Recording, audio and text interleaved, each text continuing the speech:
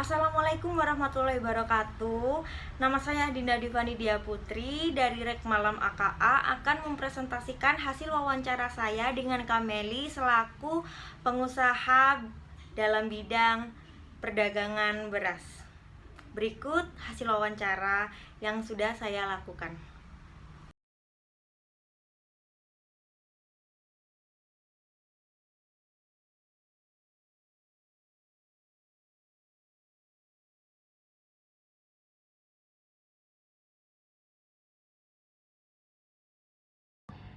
Ya, perkenalkan nama saya Meli. Saya S1 Akuntansi dari Sekolah Tinggi Ilmu Ekonomi Indonesia atau yang akrab dipanggil Stesia Surabaya.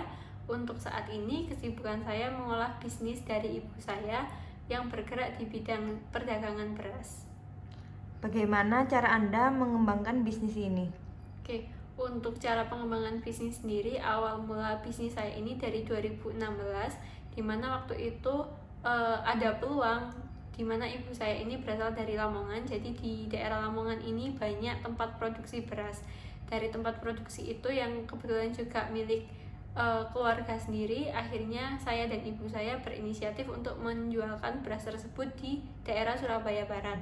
Pada saat itu kita jualannya dengan cara berkeliling ke rumah-rumah untuk menawarkan produk beras tersebut. Untuk beras yang kita tawarkan sendiri pada saat itu dengan kemasan 25 kilo. Dari situ kita tawarkan karena memang harganya cukup mahal dengan kemasan atau kuantitas tersebut, akhirnya kita menawarkan dengan cara pembayaran metode kredit. Jadi di sistem cicilan per minggu seperti itu. Nah, dari sana karena memang di tahun 2016 itu masih sangat jarang metode penjualan seperti itu, jadi produk dan cara kami ini diterima oleh pasar di Surabaya Barat. Akhirnya kami berhasil untuk mengumpulkan modal membangun toko di Surabaya Barat. Jadi saat ini kami sudah memiliki satu toko untuk khusus menjual beras di daerah Surabaya Barat seperti itu. Bagaimana pencatatan segala transaksi dalam bisnis Anda?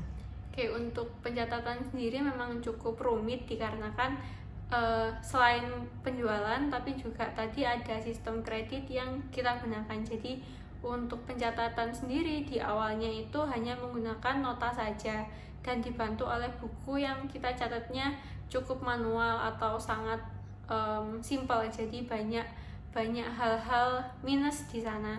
Tapi untuk saat ini kita sudah menggunakan aplikasi mobile di handphone, yaitu aplikasi kasir.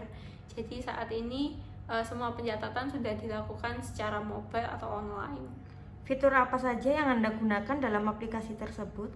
Untuk aplikasi kasir saat ini, karena memang saya berasal dari pendidikan akuntansi, jadi saya menggunakan aplikasi ini cukup optimal.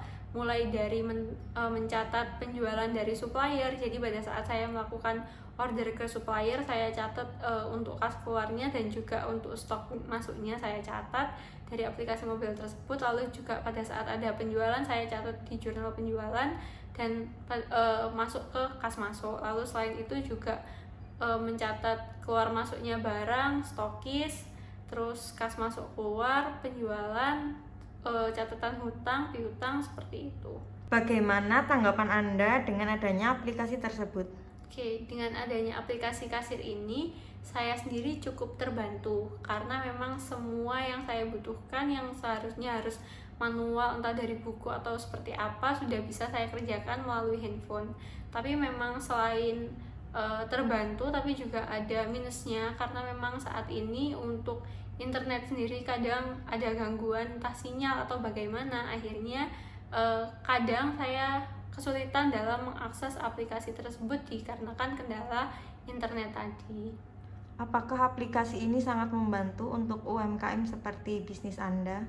Untuk membantu UMKM sangat membantu sekali dikarenakan pada saat ini banyak aplikasi yang ditawarkan secara gratis. Jadi memang untuk sekelas bisnis seperti saya dan mungkin juga teman-teman UMKM lain yang masih sangat kecil dan belum ada anggaran biaya untuk pembayaran aplikasi yang berbayar yang mahal-mahal, jadi kita sangat terbantu dengan aplikasi seperti ini.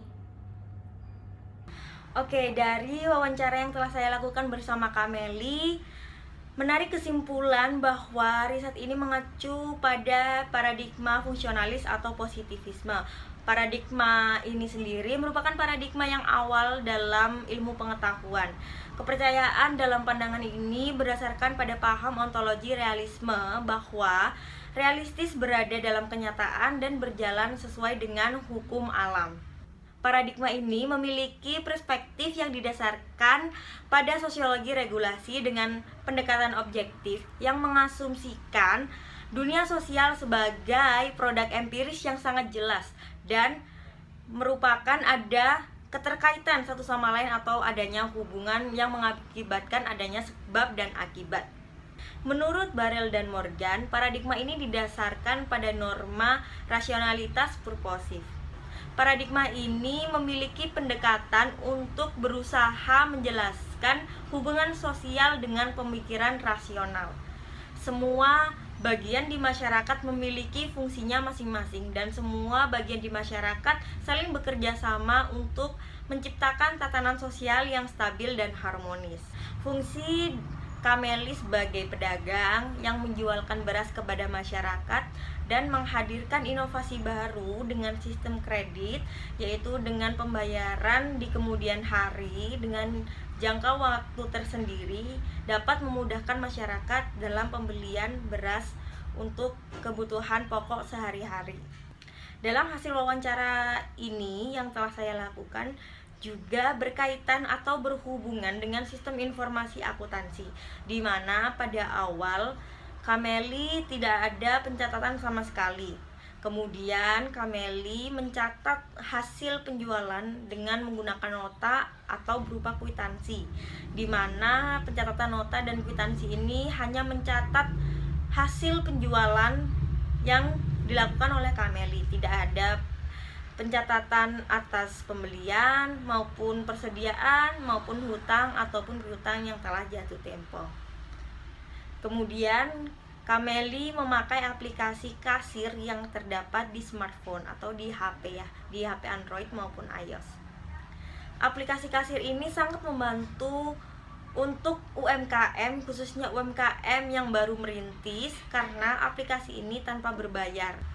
Aplikasi kasir ini juga sangat membantu Kameli dengan mengoptimalkan segala fitur yang ada, termasuk mulai dari pembelian barang dagang, penjualan, persediaan, kemudian ada hutang dan piutang untuk mengecek jatuh tempo pembayaran yang telah disediakan Kameli secara kredit khususnya.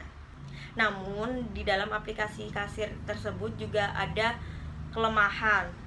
Mungkin kalau dari Kameli sendiri, kelemahannya ketika dia di bagian Surabaya pojok, mungkin dia agak kesusahan sinyal, jadi kadang tidak bisa membuat nota.